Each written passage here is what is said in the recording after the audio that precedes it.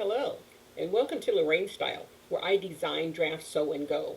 I'm Lorraine. Today, I'm going to show you how to take accurate pant measurements. If you recall, in the first video of a four-part series, we did how to take accurate bodice measurements. Video number 2 was how to take accurate skirt measurements. Video number 3 was how to take accurate arm measurements. And so video number 4 today covers how to take accurate pant measurements. The whole point of the video series is to show you how to take accurate measurements so you can fix your common fit problems that you have when you're drafting your own patterns or when you are altering a commercial pattern. Because if the measurements are off, the end result, the finished garment, will not fit properly. So it's very important to learn how to take accurate measurements. It's a skill you want to develop. And so you practice, practice, practice. And the more you practice, the better you get, the better your slopers will be, the more accurate your patterns and finished garments will be. So today, again, we're going to focus on how to take accurate pant measurements. So if you've had trouble fitting the crotch area, which is a biggie, crotch bunching there, I think it's called camel toes. Sometimes the thighs are too tight, so the fabric is tugging and pulling. The pant legs are not falling correctly. They're twisted or bunched. If you have inseam pockets, they tend to bulge out on the sides. It's all because inaccurate measurements were taken when that pattern was drafted and when the garment was constructed. So we're going to find out today how to eliminate the common fit problems when you're drafting your patterns for pants. So stick with me.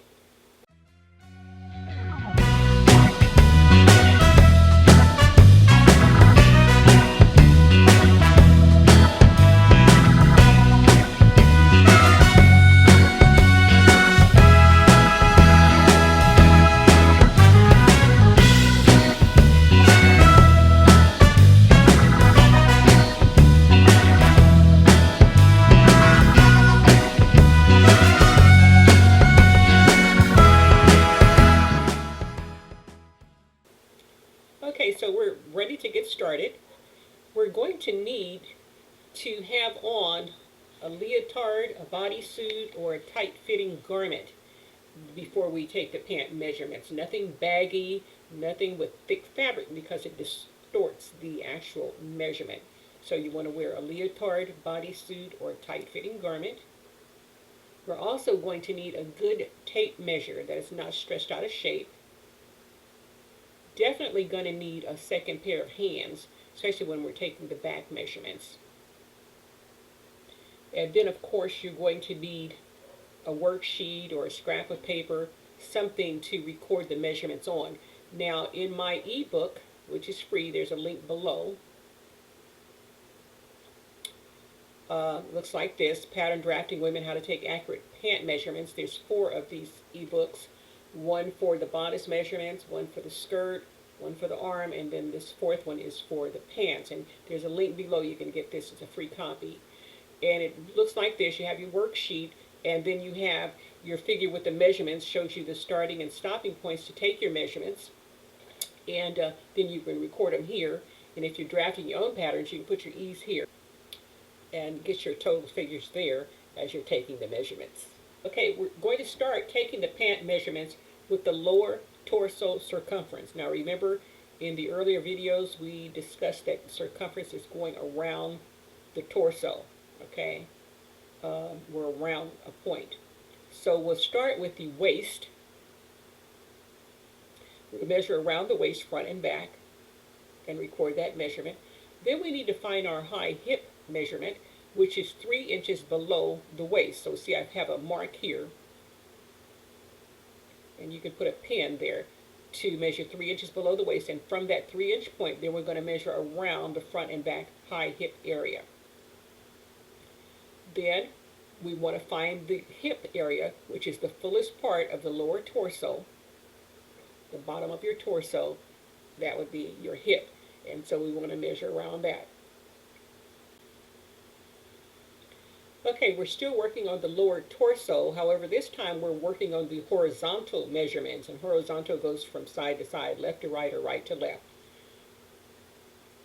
So we're going to take our waist arc. Now, we have an imaginary line that's going down the center front of our torso.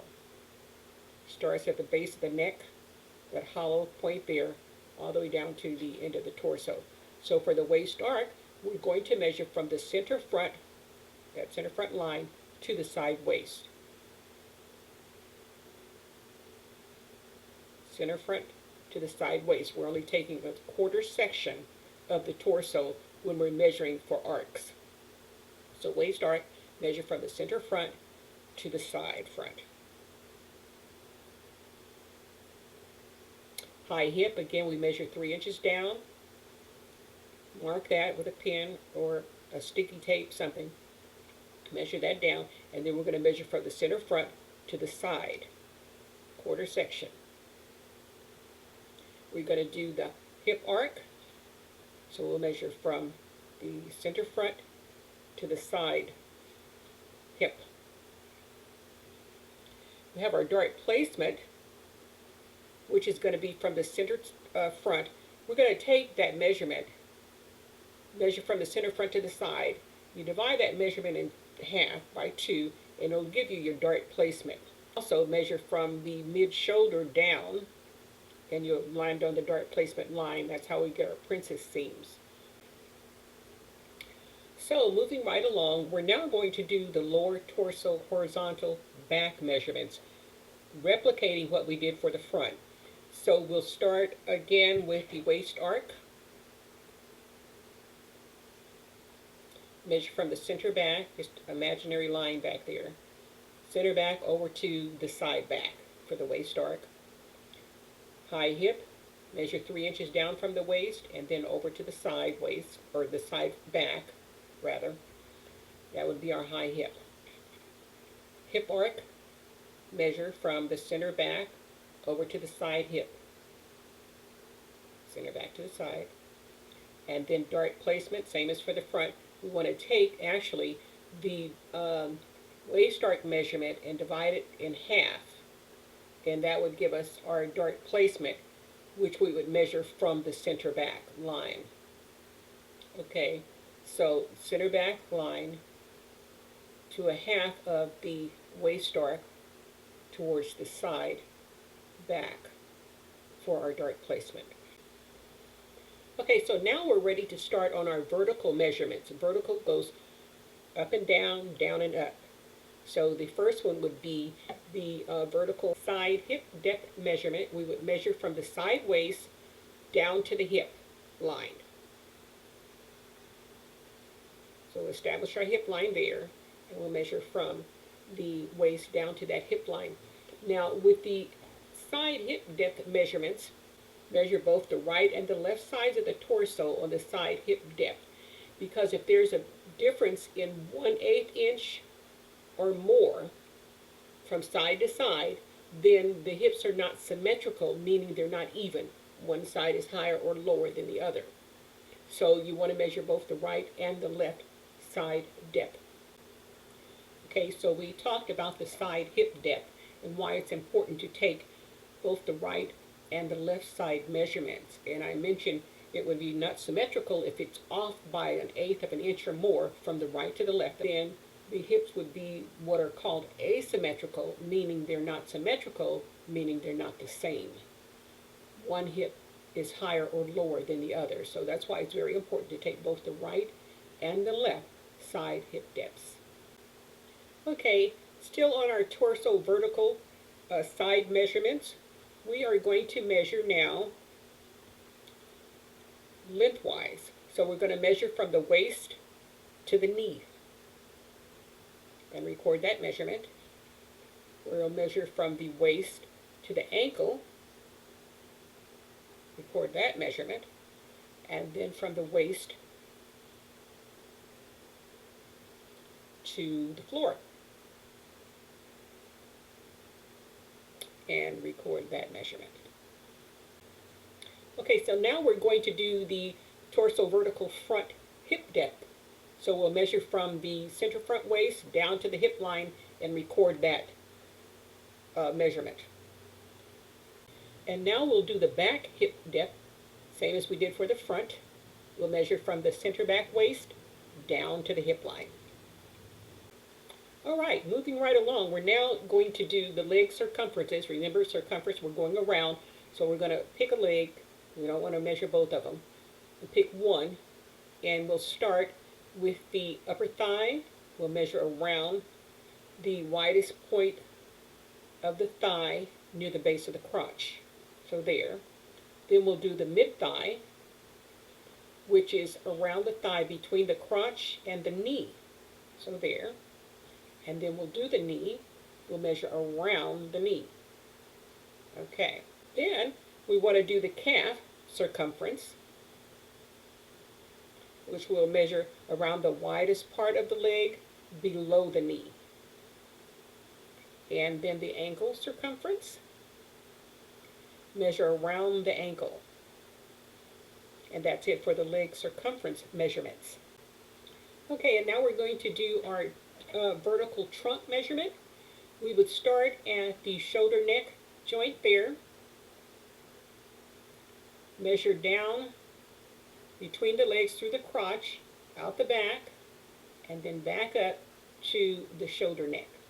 So starting here, down, through, and around, and then back up, that would be our vertical trunk length measurement.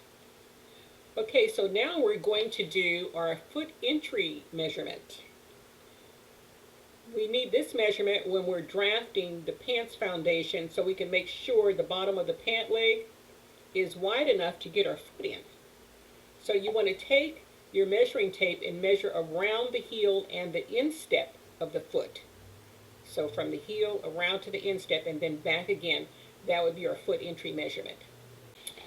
Now let's do our crotch depth measurement. This is a measurement that is most oftentimes taken incorrectly, which results in the pants not fitting properly in the crotch area. You want to sit in a chair, have a piece of elastic, string, or belt around your waist, and we're going to measure from that elastic down to the seat of the chair, right up under the thigh.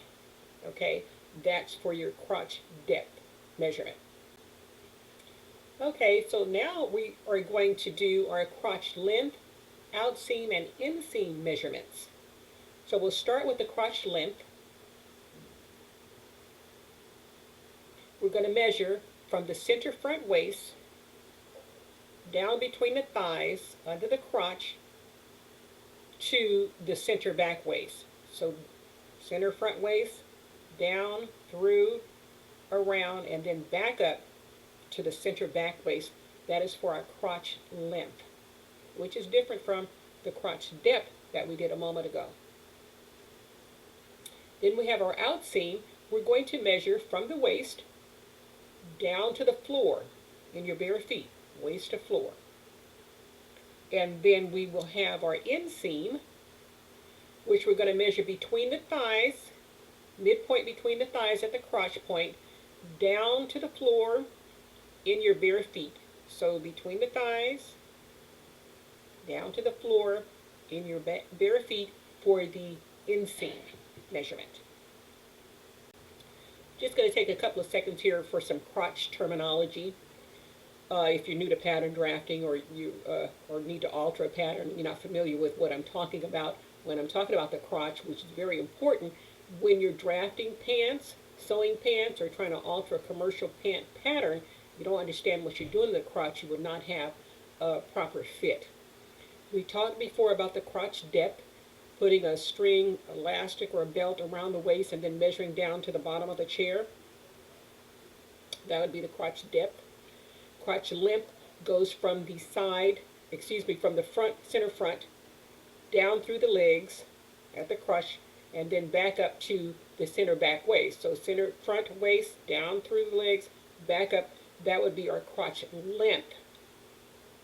And so it matters that you take this properly. If you have a protruding rear end, those measurements need to be correct. And sometimes you just have a flat rear end.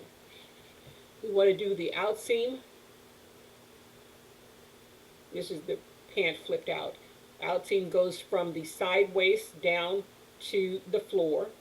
Inseam goes in between the thighs down to the floor. Now you may have noticed that outseam is on the outside of the body, inseams on the inside of the thighs that we're taking those measurements. Then I want to talk about crotch point, which is in the center of the body between the legs, right in the middle. That's your crotch point. Now, when we're drafting our pants, we need to make sure that our extensions, and that's these little triangle pieces here,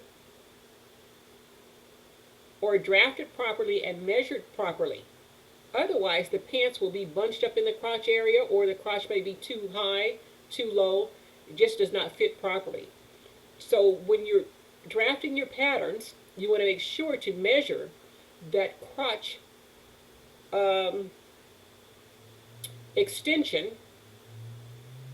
accurately for your pants to fit. Otherwise, again, you'll have trouble with the crotch fit of the pants. And then we have the crotch level here, which is an imaginary dividing line that separates the torso from the leg line of the pant. So there. Okay, that's it for how to take accurate pant measurements, and that was part 4 in the 4-part series, so we're done with the measurements. Next series will be analyzing body shapes, why your body shape matters. Now, as a designer or a custom maker, part of your job is to advise your clients on what style lines look best on them for their body shapes. Because believe this or not, a lot of people don't know that. They just, oh, it's something that's cute, and I saw it on Susie and Jane, and it was cute, and so they want to buy it. But Susie and Jane may have a different body shape than theirs, and so the look is going to be totally different, and they're not going to be happy. All of a sudden, it becomes the designer or the custom maker's problem. And to an extent, it is. If you have not advised them about their body shape, you've done an analysis for them, you do your measurements, do the body shape analysis, do the color analysis. This should be part of your packaging. And so if you've done that and they still want something else, then you've moved the nexus to them, their choice.